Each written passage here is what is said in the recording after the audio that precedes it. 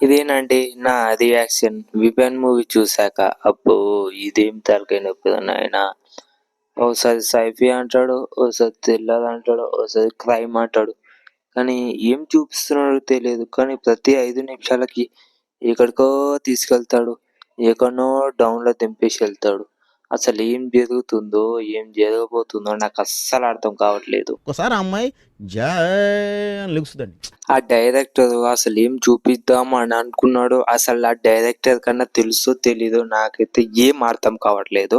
అసలు సైఫై అంటాడు, okay sci-fi గురించి చూపించాలి, లేదు థ్రిల్లర్ గురించి చూపించాలి. అలా కాదు, ఏదో ఒకసారి ఫైట్ సీన్ అంటాడు, ఒకసారి అంతా చిందరవందరం అయిపోతుంది మూవీ చూసాక.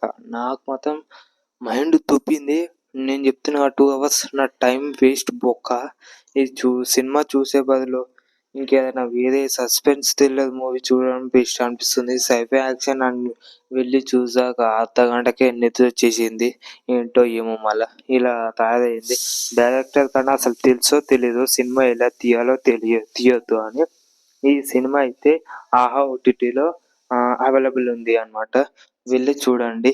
అబ్బో! ఈ సినిమా చూస్తే నా మైండ్ మొత్తం ధమాకంతా ఖరాబ్ అయిపోయింది.